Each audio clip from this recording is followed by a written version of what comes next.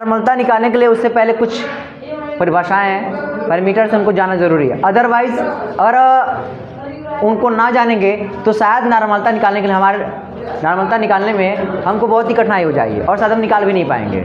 इसलिए नॉर्मलता निकालने के लिए सबसे पहले हम देखेंगे संयोजकता। संयोजकता होता क्या है? कई बार हम लोग पढ़े भी होंगे कि जैसे संयोजी इलेक्ट्रॉन पढ़े होंगे। संयोजी इलेक्ट्रॉन का मतलब होता है कि वह इलेक्ट्रॉन जो क्या करता है, संयोग करता है, यानी कि किसी परमाणु के बाहरी कक्षा का वह इलेक्ट्रॉन। अगर देखा है तो ऐसे भी कह सकते हैं किसी परमाणु के बाहरी कक्षा का वह इलेक्ट्रॉन जो किसी दूसरे इलेक्ट्रॉन से दूसरे परमाणु से क्या करता है, संयोग करता है। जैसे अगर बात करते हैं, अगर देखा जाए Na अगर किससे साथ संयोग करता है, Cl के साथ, तो हम जानते हैं Na का एक इलेक्ट्रॉन किसको जाता है, Cl को। यानी इस एक इलेक्ट्रॉन की वजह से Na का एक इलेक्ट्रॉन किस में चला गया, Cl में, और Na किससे संयोग कर लिया, Cl से। और जब Na Cl से संयोग किया तो क्या बन गया, NaCl। यानी Na ने Cl को इलेक्ट्रॉन दिया। तो बताना इसमें कितने इलेक्ट्रॉन भाग लिए हैं, एक ही। Na का एक इलेक्ट्रॉन किसको चला गया, Cl को। तो कितने इलेक्ट्रॉन भाग लिए हैं, एक। यानी इसकी संयोजकता कितनी हो जाएगी, एक। इसकी भी संयोजकता एक। यानी कह सकते हैं कि संयोग करने में जितने इलेक्ट्रॉन भाग लेते हैं, किसी परमाणु के संयोग करने में जितने इलेक्ट्रॉन क्या करते हैं, भाग लेते हैं, वह इसकी क्या कहलाती है, संयोजकता। अर्थात हम पहचान सकते हैं कि कितने इलेक्ट्रॉन इसमें भाग ले सकते हैं। और एक बात और, संयोजकता निकालने का एक आसान तरीका सबसे है कि अगर कोई परमाणु है तो हम देखेंगे उसके बाहरी कक्षा में कितने इलेक्ट्रॉन हैं, और बाहरी कक्षा के इलेक्ट्रॉन ही हमको बता देगा कि इसकी संयोजकता कितनी होगी। जैसे इसमें क्या क्या कंडीशन हो सकते हैं बाहरी कक्षा में? पहला हो सकता है 1 से लेके 4 के बीच में। देखते हैं हम कितने भाग में बांट सकते हैं। बाहरी कक्षा में हम क्या कर सकते हैं, 1 से 4 के बीच में बांट सकते हैं। अगला बांट सकते हैं 4 से 8 के बीच में, और अगला हम बांट सकते हैं 8 से ऊपर। 12 कर दो, कोई बात नहीं, मतलब ऊपर कर सकते हैं। अब इनको हम कैसे करेंगे? अगर कोई परमाणु उसके बाहरी कक्षा में 1 से 4 के बीच में इलेक्ट्रॉन है तो उनकी संयोजकता जो है, अगर 1 है तो 1 होगा, यानी वही हो जाएगा। कहने का अर्थ अगर 1 है तो 1 होगा, 2 है तो 2 होगा, 3 है तो 3 और 4 है तो 4। जैसे कि एग्जांपल देख लेते हैं। हमसे ये कह रहा है कि एल्यूमिनियम का परमाणु क्रमांक कितना होता है, 13 होता है। अगर इसका परमाणु क्रमांक 13 है और इसका निकालेंगे इलेक्ट्रॉनिक विन्यास, तो जानते हैं पहले में 2, दूसरे में 8, 8 और 2 10, और आखिरी में कितना आया, 3। अगर देखा जाए तो जो बाहरी कक्षा में इलेक्ट्रॉन है वो इसी 1 और 4 के बीच में आ रहा है, और हमने बोला अगर 1 और 4 के बीच में इलेक्ट्रॉन आता है तो वही उसकी क्या बन जाएगी, संयोजकता। अर्थात एल्यूमिनियम परमाणु है, क्या इस पर कोई आयन है क्या, नहीं। अगर एल्यूमिनियम परमाणु की संयोजकता पूछा जाए तो कितना बताएंगे, 3 बताएंगे। इसी प्रकार से ऑक्सीजन का भी निकाल सकते हैं। अगर बात करते हैं, नहीं ऑक्सीजन का नहीं, और सोडियम का, अगर सोडियम का निकालेंगे कितना होता है, 11। तो 2 8 1, बाहरी कक्षा में कितने इलेक्ट्रॉन, तो हमने क्या बोला, अगर 1 और 4 के बीच में होंगे तो जो बाहरी कक्षा में इलेक्ट्रॉन है वही क्या बन जाएगी, संयोजकता। यानी इसकी संयोजकता कितना हो गया,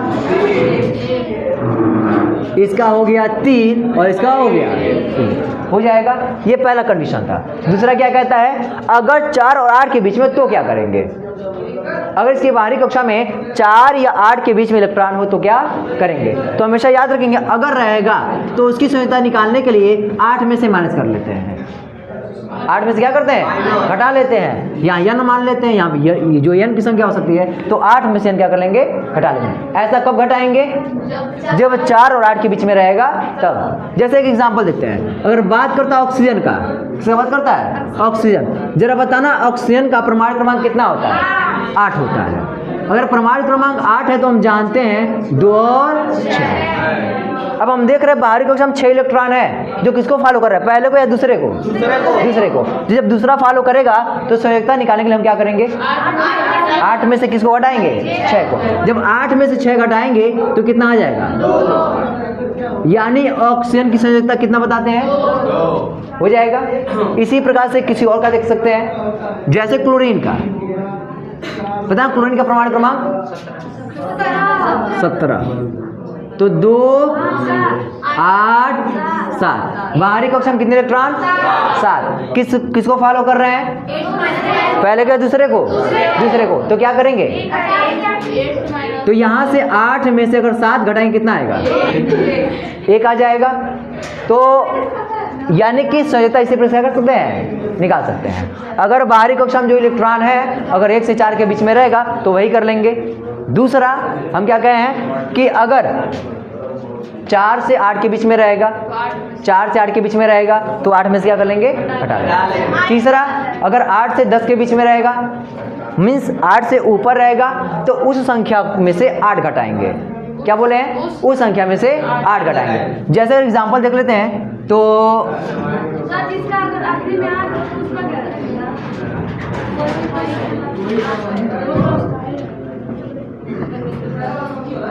8 है तो 4 8 के बीच में है तो हमने क्या कहा, ये किस वाले आ रहा है, तो क्या करेंगे, तो कितना होगा उसका, 0 हो जाएगा। वो किसी से संयोग नहीं करेगा। और जब संयोग नहीं कर रहा मतलब स्थायी मतलब 0 है, जिसको कहते हैं निष्क्रिय हो जाएगा। तो ये हमने क्या निकाला, संयोजकता। अब निकालेंगे, किसका पूछ दिया, कैल्शियम का। तो कैल्शियम का अगर देखा जाए तो परमाणु क्रमांक 20 होता है। अगर निकालेंगे तो 2 8 8 2। बाहरी कक्षा में कितने इलेक्ट्रॉन, 2 है। तो किस वाले में, पहले वाले में, तो इसकी संयोजकता कितना हो जाएगा, तो संयोजकता निकालेंगे। तो पहला हमारा था क्या चीज, संयोजकता। दूसरा नाम क्या लिए थे हम लोग, क्या, अरे कैल्शियम का ले लो ना, कैल्शियम का 20 है। अगर देखा जाए 2 8 10 कर सकते हैं। अरे तीसरे में 18 हो सकता है ना, तो इसको 10 में कर सकते हैं। अगर ये 10 है तो 8 से अधिक है कि नहीं है। हमने क्या कहा था कि जो रहेगा उसमें से हम क्या घटाएंगे, 8 घटाएंगे। तो 10 में से कितना घटा लें, कितना आएगा, अभी 2 आया था कि नहीं आया था, हो जाएगा। अगर ये संयोग करेगा, चाहे संयोग करे चाहे किसी से ले, उस समय संयोजकता है। लेकिन अगर केवल किसी से लेता है तो आयन है। संयोजकता मतलब संयोग करता है, चाहे जैसे संयोग करे, या तो साझा करके करे और या लेकर करे। संयोजकता क्या होता है, हमेशा धनायन होता है। और एक बात हमेशा ध्यान देना, जैसे हम यहाँ जब भी नाम लिए क्या कहीं यौगिक है, क्या कहीं यौगिक नहीं है, जो भी है केवल परमाणु है। यानी संयोजकता जब भी निकलेगा किस में से निकलेगा, परमाणु में से। अगर दूसरा देखा जाए संयोजकता के बाद हमने कहा धनायन या ऋणायन, तो याद रखेंगे धनायन और ऋणायन की बात जब आती है तो मैक्सिमम लवण से निकलते हैं। अगर कोई लवण दे देगा तो उसमें से क्या निकालेंगे, या तो निकालें धनायन की संख्या या तो ऋणायन की संख्या। जैसे बात करते हैं लवण कोई दे दिया Na2SO4, ये हमारा क्या है, लवण है। एक मिनट पहले इसको इरेज कर लेते हैं। अब देखते हैं धनायन और ऋणायन के बारे में।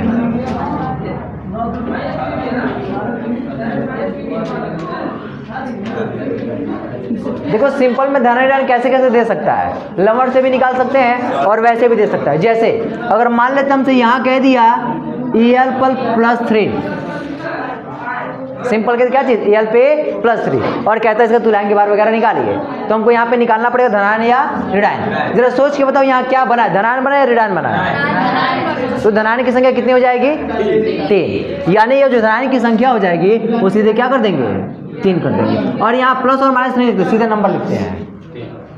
संख्या को कभी प्लस या माइनस में लिखते हैं। जैसे मान लीजिए अगर कोई मार्कर है तो कभी ऐसा कह सकते कि -3 मार्कर है, नहीं, जब भी कहेंगे 3 मार्कर ही कहेंगे। उसी प्रकार से यहाँ पर चाहे धनायन की संख्या हो चाहे ऋणायन की, हमेशा केवल संख्या देंगे, इसमें प्लस और माइनस नहीं लगाते हैं। जैसे यहाँ कह दिया O पर -2, तो यहाँ पे ऋणायन की संख्या कितनी है, तो यहाँ क्या कर देंगे, 2। यानी यहाँ पे पहचानना आसान है। अगर इस प्रकार से दे देगा तो जो आयन होंगे वही हम क्या कर देंगे, लिख देंगे। और ये तो धनायन ऋणायन में ये सिंपल ऐसे दे दिया। अगर ये लवण के रूप में देगा तो कैसे निकालेंगे, जैसे हमसे कह दे Na2SO4, ये किस फॉर्म में है, लवण की। अगर इसमें देखा जाए तो हमने क्या कहा, या तो लिखेंगे धनायन का या तो लिखेंगे ऋणायन का। जरा देखना इसमें अगर Na की बात करते हैं, किसकी बात, Na पे कितना चार्ज हम जानते हैं, +1 जानते हैं। यानी Na का +1 होता है, लेकिन कितने Na का, 1 या 2, एक Na का, लेकिन कितने Na हैं? तो कुल कितने हो जाएंगे? +1 और +1 कितना हो जाएगा?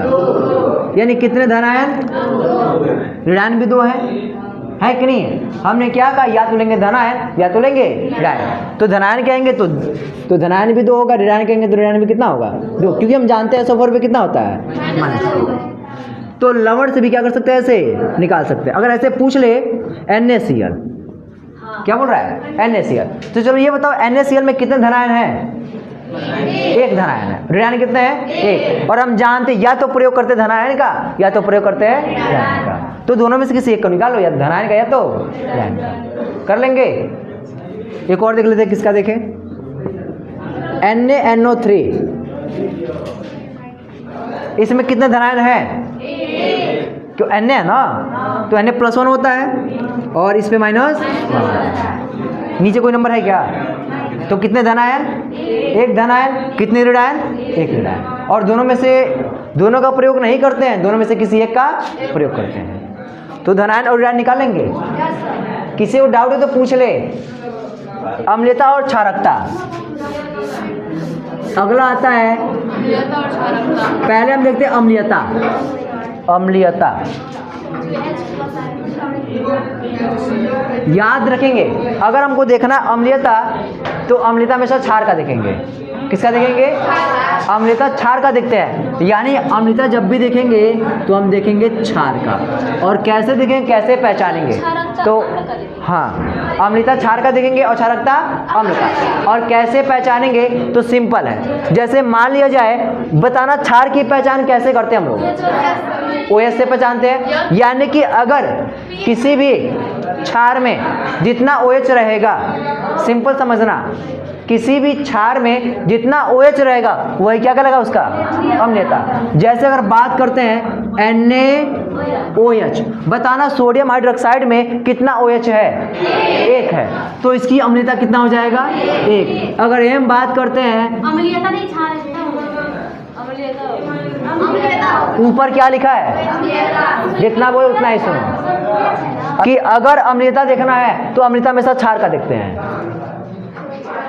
बताने से पहले ही बोले हैं, और नीचे लिखे भी हैं। अम्लीयता जब भी देखेंगे किसका देखेंगे? क्षार का। तो क्षार की पहचान OH से। जितना क्षार यानी जितना OH उतना अम्लीयता। उल्टा होता है एक दूसरे का। अगर क्षार है तो अम्लीयता देखेंगे, अगर अम्ल है तो क्षारकता देखेंगे। क्या बोले हैं? अगर क्षार है तो क्या देखेंगे? अम्लीयता। अगर अम्ल है तो क्षारकता। तो यहाँ पे हमारा है क्या? अम्ल है या क्षार है? क्षार है तो क्या देखेंगे? अम्लीयता। और कैसे भी देखेंगे? हम देखेंगे यहाँ पे कितना OH है। इसमें पहले वाले में कितना OH है? 1। तो क्या अम्लीयता बताएगा, क्षारकता बताएगा? अम्लीयता। कितना अम्लीयता? 1। और वही बात करता है कैल्शियम हाइड्रोक्साइड।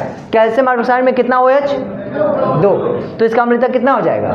2। अगर ये हमसे कह दिया एल्यूमिनियम हाइड्रोक्साइड, तो जानते AlOH थ्राइस होता है। तो यहाँ पे कितना हो जाएगा? 3। यानी अम्लीयता कितना हो जाएगा? 10। लेकिन ये तो हो गया अम्लीयता, लेकिन हमसे यहाँ पूछ ले क्षारकता। क्या पूछेगा? क्षारकता। तो हमेशा याद रखेंगे, अगर जब भी पूछेगा क्षारकता तो क्षारकता किसमें से निकालते हैं हम लोग? अम्ल में से। अभी हम देख रहे थे, अगर जब अम्लीयता निकाल रहे थे क्षार की पहचान OH से, यानी किसकी संख्या देख रहे थे? OH की। उसी प्रकार से अगर बात किया जाए क्षारकता, तो क्षारकता के लिए क्या किसमें से देखेंगे? अम्ल में से। अम्ल की पहचान कैसे करते हैं? H से। तो इसमें देखें कितने H+ आयन है।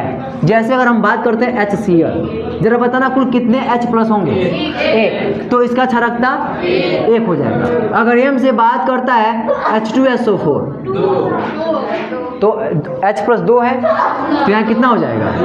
2। यही हमसे बोल सकता है, यहाँ कितना हो जाएगा? 3। तो यहाँ हमने क्या देखा? धनायन ऋणायन, वो तो सीधे सीधे दिख रहा है। दूसरा क्या देखे? अम्लीयता। अम्लीयता हमेशा किस में से देखेंगे? क्षार में से। और अम्लीयता के लिए किसको देखते हैं? OH को। यानी जितना OH उतना अम्लीयता। अगर बात करते हैं क्षारकता का, जितना H+ उतना क्षारकता। पहचान कर लेंगे।